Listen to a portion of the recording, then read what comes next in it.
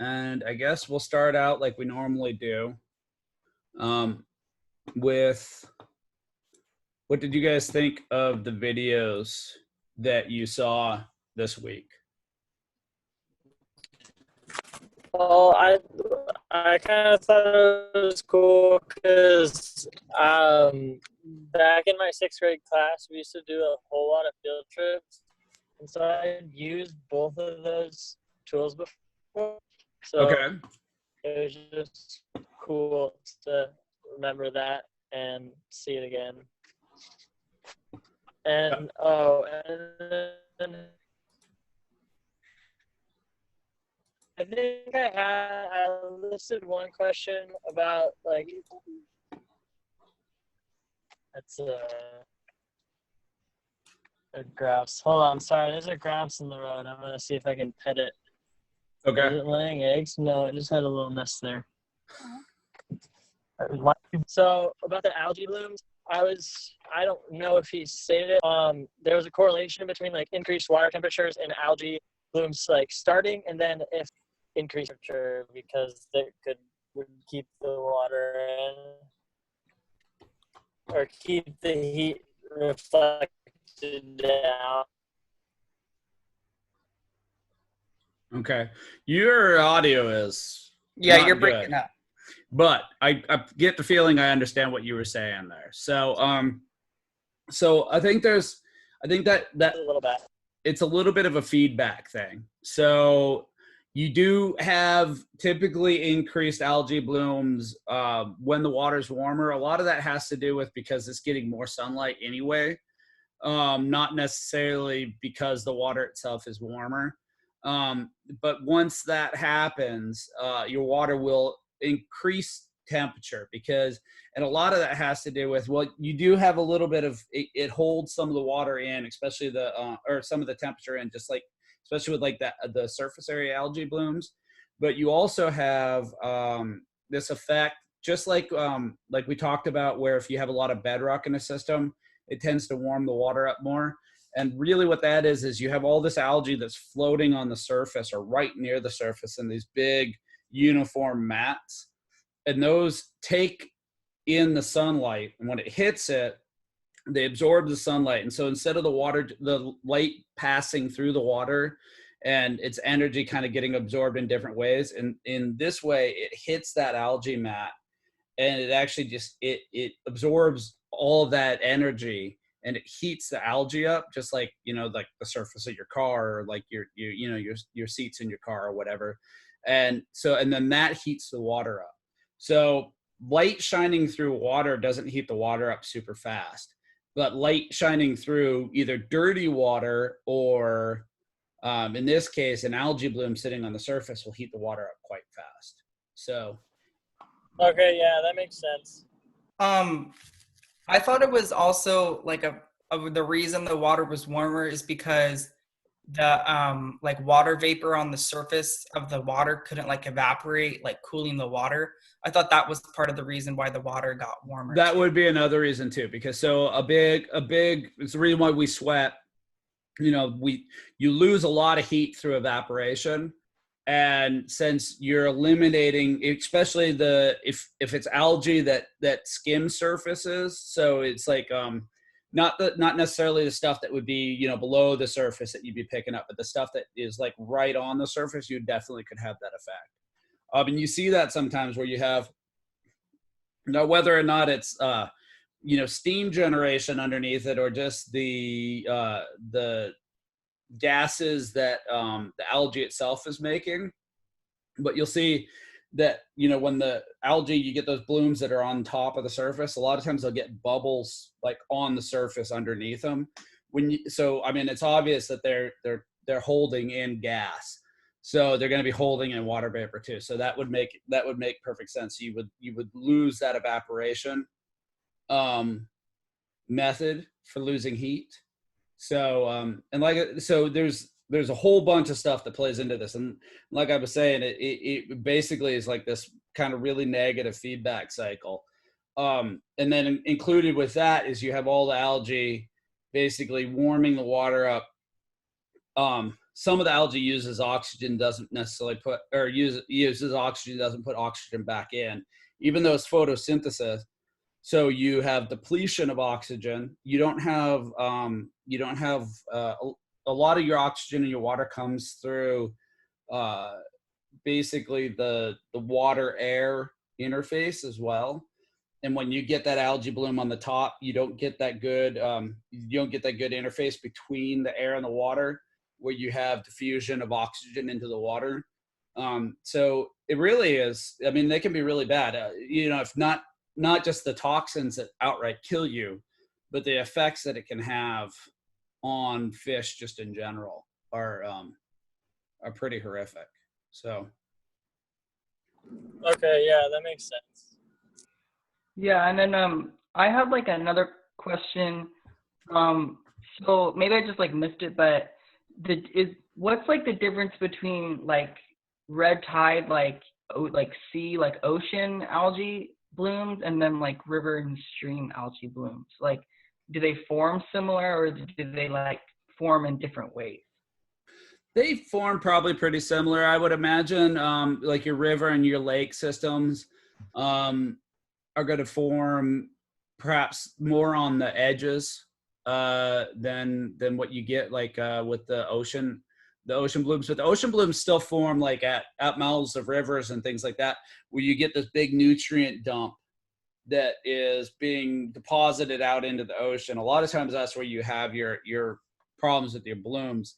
And so they're still associated with that. So you're still probably, you're not forming these big algae blooms out in the middle of the Pacific necessarily. They're more like Gulf of Mexico and probably pretty close to the mouth of Mississippi, Gulf of Mexico. So, I mean, I would think that they form pretty similar. And then with like oxygen depletion, like you think about the ocean is huge. So you imagine that your effects there, for it to be a noticeable effect, it has to, I mean, the blooms are massive. They're like see from space massive. So scale wise, you're talking quite a bit different as well. Does that answer what you were thinking? Yeah, yeah.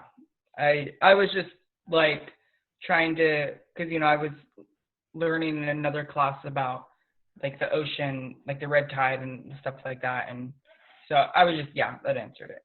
Yeah, and I mean, and both of them really are a nutrient driven system, and it's why, like Richard was talking about, when they have like the algae blooms, the blue green algae blooms, they're a lot of times are really localized, and they're really localized into like little bays or whatever, like, and in 10 Mile, a big problem they have is older septic systems and older drain fields that probably wouldn't meet code right now. And so, their leach systems, they're set up to do what they're doing, but they're still importing quite a bit of nutrients into the lake. And since have a lot of those houses are right on, the water table level, you get these really localized increases of nutrients, and around those increases of nutrients, you get these blooms. Same thing with like the streams that run through some of the still operating cattle areas. There aren't really the dairy farms around 10 Mile that there used to be. A lot of that was dairy farm, but there's still some places where there's quite a few cattle in there, and that will cause especially if the streams aren't properly fenced, or if you get a lot of movement, or during higher water events, you get a lot of flushing of the fields down into the streams. And so you get a lot of that nutrient input into the stream. And so you get blooms around those areas as well. And so it's very similar to how the ocean works, where you get these algae blooms around where the rivers are dumping out a lot of systems. And like, so the Mississippi is a great example, because not only do you have, all the effects of the big cities along the Mississippi, you have just the natural nutrient dump that the Mississippi would put out, just in its general erosion and moving through the earth. But then you have all of the, fertilizers that we put onto the fields, and you have, like pig farms and stockyards and all these other things where we're artificially increasing the amount of nutrients that are getting put into that system, and then it's going out and it's hitting these blooms. And where you may, historically have, obviously the algae is there, it evolved in that system, unless it's an introduced algae to a system. But for the most part, those algae have always been there, and they've probably always had little blooms. But you add in a whole bunch of nutrients for them to eat on, and all of a sudden you get these big blooms. And so there's some of that. Like if you look at the Great Barrier Reef in Australia, they actually found that there's sea stars there that kill the coral as part of the whole bleaching. There's a whole bunch of stuff that's going on with the coral there, but there's sea stars there that will eat on some of the coral. And if you looked at their patterns, they operated really similar to forest fires. You'd have like this big bloom of coral, and then following behind that, because the sea stars are essentially a predator, you'd get kind of a bloom of sea stars, and then they would eat out, and then the coral would knock back down and the sea stars would die. Well, what happened is, they think, at least as part of this, is that there's a larval stage for the sea stars that they eat algae as part of their larval stage. And because there's a whole bunch of sugar that's grown in that area, they fertilize sugar crops really heavily. And so there wasn't the peak and trough to the sea star population that they're normally we're seeing, because there wasn't this die-off. There wasn't your typical die-off of the young, because there was so much nutrients coming out from the sugarcane farming, that the sea stars, their survival rate at the young stage was way overdeveloped or overemphasized. And so they had this massive group of young growing up. And so basically you just had, if you thought about it along the lines of a forest fire, you just had a continuous fire that never went out. And it's a big part of the problem there.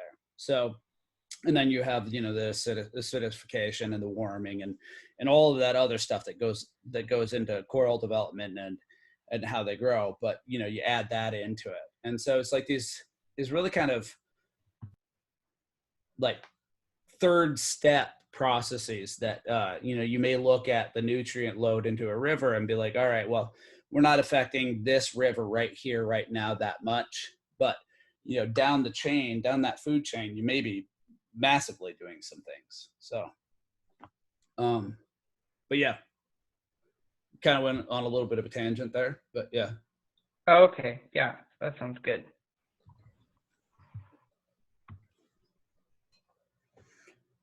Other questions? The Secchi disc. Obviously the Secchi disc is very simple, but did that make sense? Yeah. Put it down there and look at it. Exactly, and record how far down you can see. Yeah, that was pretty easy. Okay. Now, with that in mind, everybody thinks that super clean is healthy, but in reality, super clean sometimes is actually super sterile. And so some of the things I opened up a few web pages here before we started, just to give you guys an idea. So, for example, algae blooms. And do you remember how Richard was saying it was almost sometimes like a blue, or like an oil on the surface? Now, obviously, this is, if it's bad enough to take a picture of it, it's probably pretty bad. But you can see some of these, you can see some of these blooms, in the waves and things like that. And like I was saying, being able to see them, from up in the air is pretty impressive. But yeah, this is, and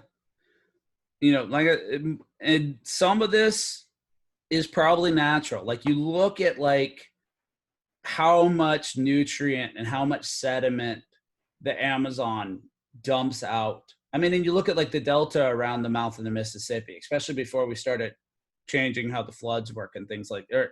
I mean, there's a reason why there's a delta there. The reason, is because you had a lot of sediment coming out. So you probably always had these little, or big in some cases, blooms of algae that were periodic and things like that. But I mean, in a lot of cases, just like with some of the stuff, like global warming and things like that, we've made it so that we don't get really the die-off side. So we just get this continuous push of basically turned on. So like with warming, where you'd have the warming and cooling and warming and cooling, and that cycle's been there, and it's a sun and orbit driven cycle, and that's always kind of been there. But now we're getting like, warming and then warming and then warming instead of warming, cooling, warming, cooling. So same thing kind of with these algae blooms is you probably would have had cyclic algae blooms in the past. And they still are slightly cyclic now. It's like Richard wasn't talking about going out and doing the algae testing during the middle of the winter. They do need an amount of light to grow.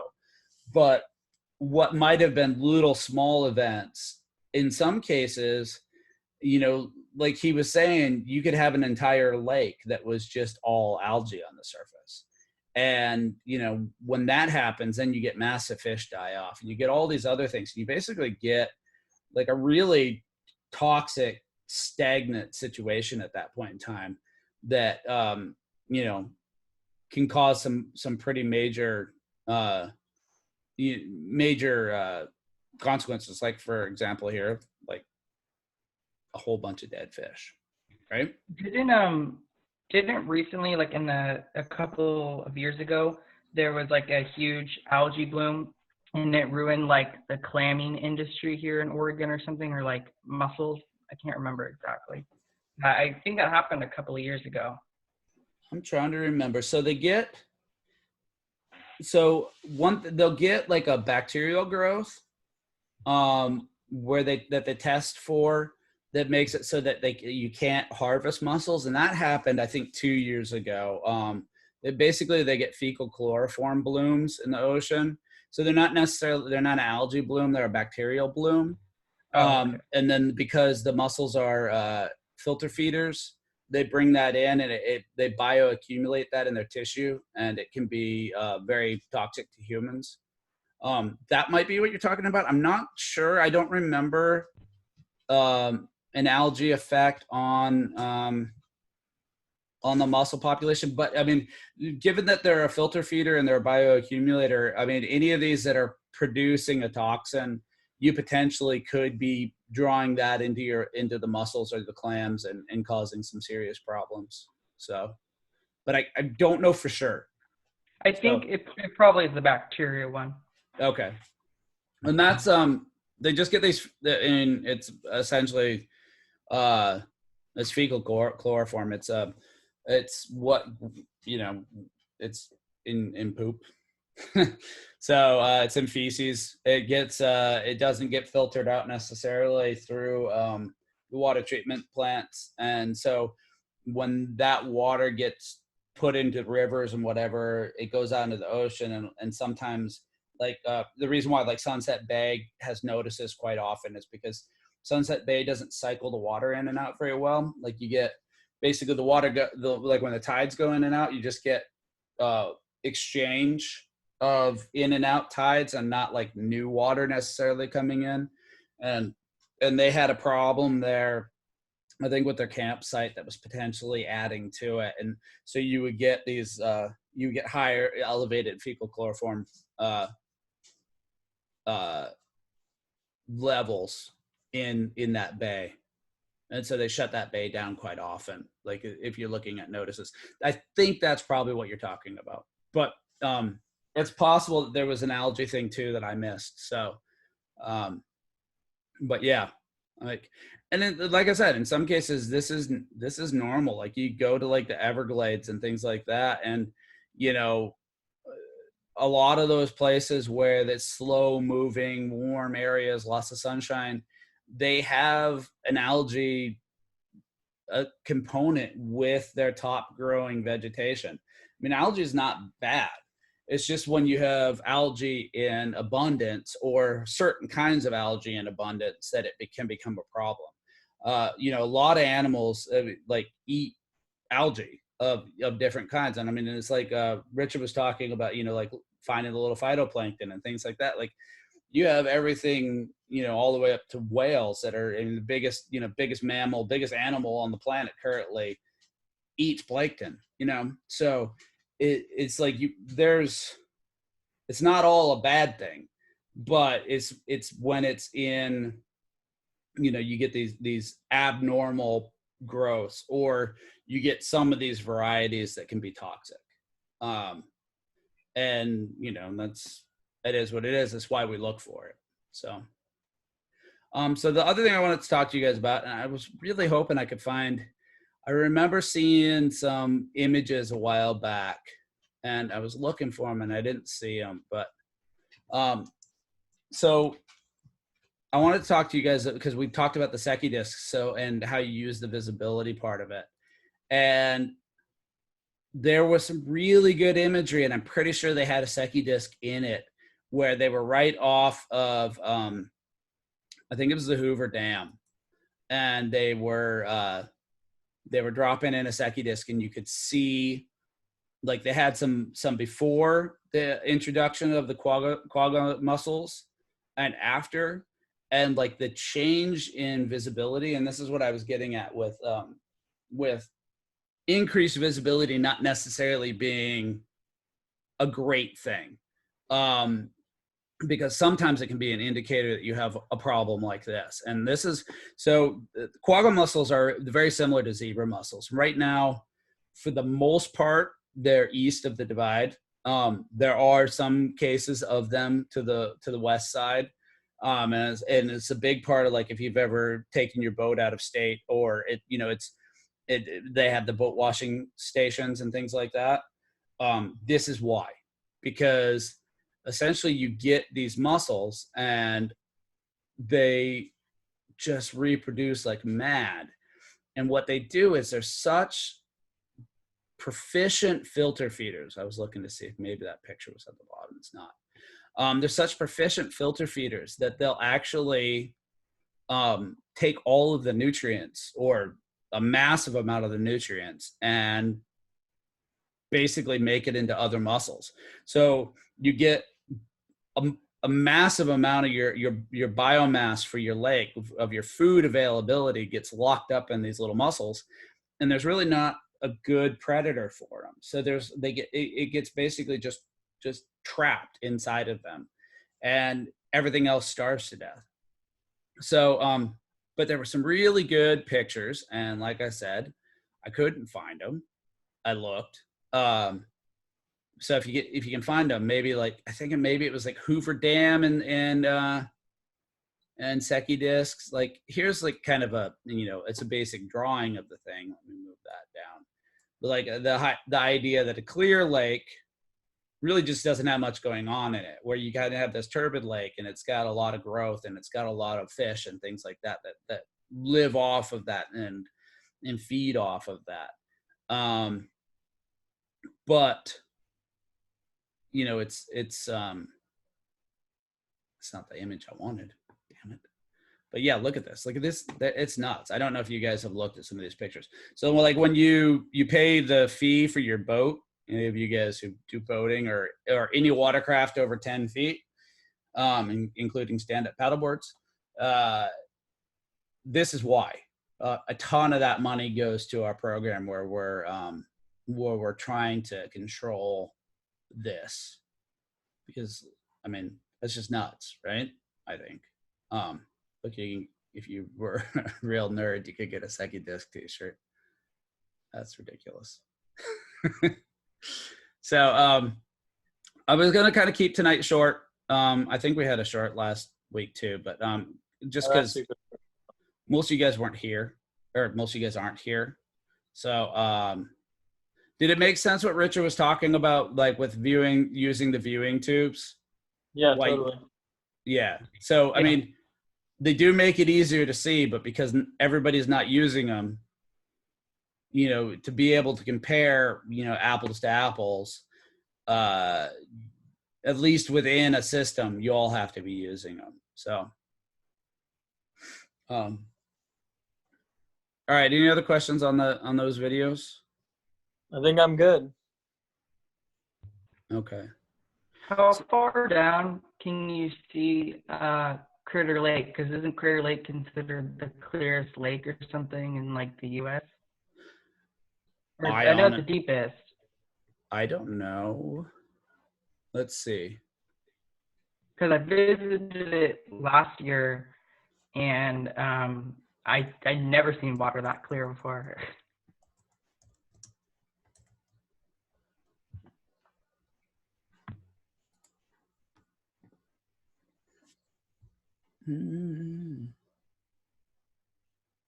Well, not visibility. Like, can I?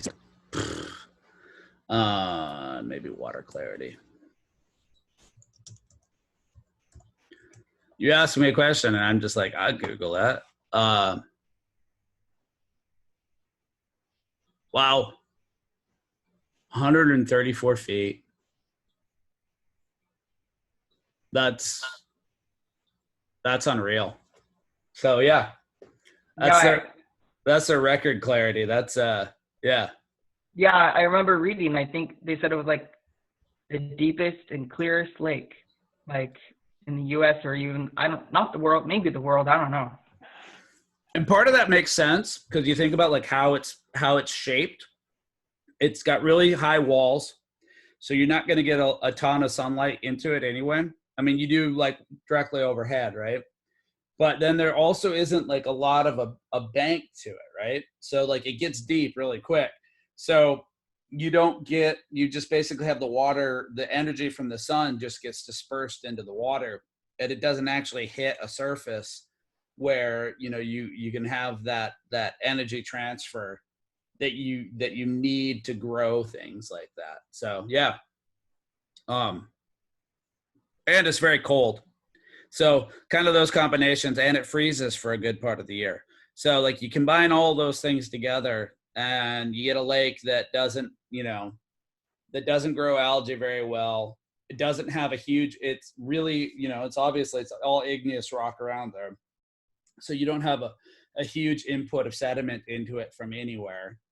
You don't have a lot of nutrient input from anywhere. So you basically just have almost this little sterile system, which would explain why it has such high visibility. So Okay. yeah. So I kind of wanted to talk to you guys. We're getting to the end of the year ish. I think officially our end date is around the 18th or 20th. That's when a lot of the finals are. So I don't have a final project per se for you guys, but what I'd like you guys to do is kind of like what we've done for each one of these weeks with the videos. I want you to kind of come up with a project idea, if that makes sense. Because obviously we can't go out, we can't implement or test or do a project, but a project idea where you would use most of these tools that we've talked about. Now, obviously there was some replication in some of what the tools do. So you don't have to be like, well, I would use a data sans and I would use, a temperature logger, like it could be, it could be either or neither of them if you're not interested in what they're providing for you. But what I want, and it doesn't have to be anything super in depth. I'm taking like a page, maybe 2 pages of here is a problem or a situation or a question, essentially. Here's how I would like to answer that, and this is what I think. This is my initial hypothesis for what we'll find. So basically, you'd be just looking at like if you were writing an introduction to a project. Okay. Okay, that sounds good. Okay. And so that's kind of going to be your final project. I mean, most of everything else that the grades are going to be based on is just class participation, the participation in the forums, and really, like I've told all my other classes, this year, obviously, this term is not what any of you guys were expecting when you signed up for the class. So we're going to be very lenient. I know some of the professors aren't even giving grades. I think they're just giving pass fails, and that's kind of essentially what we're going to be here. And I mean, really, you're all passing. So just continue to do what you're doing, and you should be good. So speaking of that, Kobe, and I'm going to send out an email to everybody, but the Bio 103 class, it says proctored tests for the final exam. We're not going to do that. It's just going to be kind of on your honor type of class. So I don't know why it says proctored, because it said proctored for that whole series, because I've taken the whole series online. And even the teacher I had before, who was actually teaching it, could have cared less. So about the whole thing. But gotcha. yeah. So that was that Amy? Yeah. Okay. Amy Burgess? Yeah, I've had a different professor for all three of the pieces. But yeah, I had Amy last term. Okay. Hopefully I'm not the worst, but I might be because, you know. No. I was just been flying by the seat of my pants on that class for sure. So yeah, I don't know how much she did either. She just was able to do grading, but that was because everything was normal. Yeah. But, and I mean, basically the class that I have is her class. She just poured it over the shell for it, and I posted it, and you guys are doing it. So yeah, exactly. Yeah. So, but anyway, that's kind of what I'm thinking for kind of our final project. It's kind of a lax final project. I would have liked to have done something more in depth, but obviously I would have liked to had you guys out in the field and actually using the tools as well. So, Okay. but yeah, I'll post this video up. Obviously you guys probably don't want to watch it again, but it's there if you want to. And I'll probably post something tomorrow about what I expect for the final project. So, and like I said, it is not by any means like a typical final project. It's a very relaxed, just basic idea final project, if that makes sense. So. Okay. Thank you. Yep. And so, all right, I'll let you guys go for the evening. Sorry for another short class, but those two videos were actually pretty short too, and the material that that we're associated with is simple. It's pretty simple. So I'm honestly surprised he made an 11-minute video about that disc. Yeah. Well, I mean, he dropped it in the water and showed it a little bit. It was good. It was just he was able to talk about it longer than I could. Yeah, me too. So. All right. Well. Okay, thank you. Yep. You guys have a good evening. You too. Bye. Bye.